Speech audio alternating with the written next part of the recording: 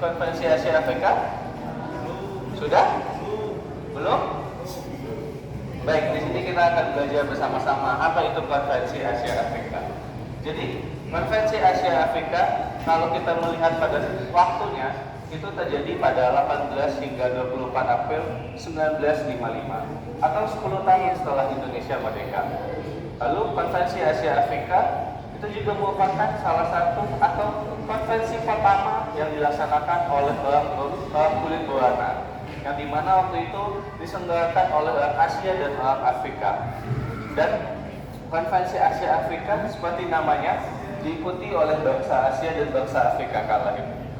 Nah, Konferensi Asia Afrika juga berlangsung di Kota Bandung atau tepatnya di bangunan ini, dan nantinya kita akan menuju aula utama tempat pelaksanaan Konferensi Asia Afrika. Nah, di depan ini atau patung-patung ini, Bapak Ibu semua bisa melihat ada sekitar 6 atau 7 patung yang itu melambangkan atau menggambarkan bagaimana situasi pembukaan pada saat Konferensi Asia Afrika kala itu. Nah, patung-patung ini adalah orang-orang atau wajah-wajah atau tokoh-tokoh dari Perdana Menteri yang menjadi pelaksana Konferensi Asia Afrika. Nah, jadi kala itu Indonesia ini tidak melaksanakan secara sendiri saja Bapak Ibu semua, tapi dibantu juga sama negara-negara lain atau dibantu dengan 4 negara lainnya. Kita bisa kenalan satu persatu terlebih dahulu. Yang pakai baju warna coklat ada paling sebelah kanan saya, itu Perdana Menteri dari India, namanya Jawaharlal Nehru. Selanjutnya ada Perdana Menteri yang bernama UNU dari negara Burma. Ada yang tahu Burma negara apa? Myanmar, betul. Lalu di sampingnya sudah tahu siapa? Muhammad Hatta, Wakil Presiden Indonesia kala itu. Nah, kursi di sampingnya waktu itu adalah Bapak Soekarno. Tapi di sini Bapak Soekarno sedang memberikan pidato pembukaan yang berjudul Let the Asian and the African Be Born, atau lahirkanlah Asia dan Afrika baru. Karena diharapkan dari Konferensi Asia Afrika ini mulai lahirlah atau mulai merdekalah negara-negara Asia dan negara Afrika yang baru. Nah, selanjutnya ada Perdana Menteri kita waktu itu, atau yang disebut dengan atau Bapak itu bernama dengan Ali Sastro Widodo. Jadi Indonesia pada kala itu di 1955 tepatnya itu masih menganut sistem parlementer Bapak Ibu semua. Beda dengan yang saat ini yang sudah menganut sistem pemerintahan biasa saja. Kalau dulu ada yang dinamakan dengan Perdana Menteri. Nah, Perdana Menteri mengurus pemerintahan, sedangkan kalau Presiden hanya mengurus negara. Tapi untuk saat ini semua tugas mulai dari pemerintahan dan negara sudah ditugaskan kepada Bapak Presiden saja. Nah, Perdana Menteri kita waktu itu adalah Ali Sastro Widodo, atau waktu itu juga bisa disebut dengan Kabinet Ali. Nah, beliau juga menjadi ketua pelaksana dari Konferensi Asia Afrika itu sendiri. Lalu di sampingnya ada Perdana Menteri dari Ceylon. Ada nama negara namanya Ceylon. Ada yang tahu Ceylon negara apa? Sri Lanka, iya betul.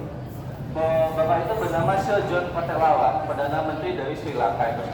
Nah, di sampingnya ada Perdana Menteri dari Pakistan yang bernama Muhammad Ali Boga. Nah, keempat atau kelima negara inilah yang menjadi pelaksana utama dari Konferensi Asia Afrika.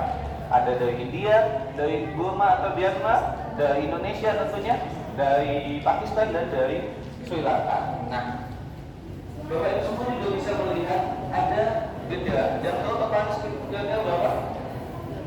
Bisa dihitung dulu.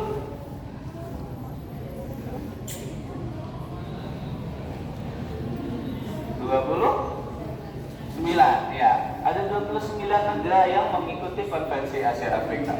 Dan 6 diantaranya adalah negara Afrika. Sangat sedikit waktu itu negara Afrika yang baru merdeka.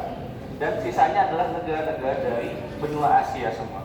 Nah, Bapak Ibu semua bisa melihat itu bendera masih berbentuk lama atau masih gambar lama, belum bendera-bendera yang terbaru. Karena kita melihat pada konteks sejarahnya, pada waktu itu negara-negara masih memiliki benderanya dengan bentuknya yang masih berbeda dengan saat ini. Dan semua benderanya disusun berdasarkan abjad dari A sampai Z. Kalau paling A sebelah kanan saya itu Afghanistan, kalau paling kiri waktu itu negara paling terakhir atau abjad terakhir adalah Yaman. Nah, beginilah bagaimana pembukaan dari Konferensi Asia Afrika. Nah, selanjutnya kita akan berpindah ke sebelah sana. Bapak Ibu semua siap? Kita akan bergeser ke sebelah. Dari kursi dan meja yang diletakkan pada waktu itu di Bandara Hussein Sastra Negara yang berada di daerah Jatinangor. Jadi pada kala itu ada beberapa delegasi dari 29 negara yang datang ke Bandara Hussein Sastra Negara atau datang langsung ke Kota Batu. Nah, mereka diajak untuk istirahat dulu dan diajak untuk santai dulu setelah penerbangan yang jauh. Selanjutnya di sebelah kiri saya, ini ada yang dinamakan dengan kamera film. Nah, kamera film sesuai dengan namanya kamera sudah pasti digunakan untuk mendokumentasikan kegiatan, bisa itu berbentuk video ataupun gambar. Nah, kamera film ini pun juga tergolong rumit pada kala itu untuk penggunaannya. Harus dikalungkan ke leher dan juga harus dibawa kemana-mana. Nah, kalau sebelah sininya kita bisa melihat ada mesin tik dengan dua jenis. Mungkin untuk kala itu sudah tidak ada lagi menggunakan mesin tik. Kita sudah jarang, karena sudah digantikan dengan teknologi yang jauh lebih maju. Nah, mesin tik yang digunakan pada kala itu ada yang pertama ada jenis Berarti dan yang kedua ada jenis Azrael. Nah, mesin tik ini juga digunakan untuk mendokumentasikan kegiatan dalam bentuk tulisan, lalu juga membuat laporan dan lain sebagainya. Nah, kalau sebelah kiri saya atau sebelah paling pojok, ini adalah namanya mesin teleprinter untuk memberikan informasi ke wilayah yang jauh. Yaitu di antara dua mesin teleprinter disambungkan dulu frekuensinya, dan apabila saya ingin mengirimkan pesan, saya dari Bandung mengetik, dan misalkan saya menuju untuk Malaysia, nanti dari Malaysia akan keluar ketikannya secara otomatis. Nah, beberapa koleksi inilah yang dulunya digunakan pada saat pelaksanaan konferensi Asia Afrika. Selanjutnya kita akan bergeser ke sebelah sana, Bapak Ibu semua.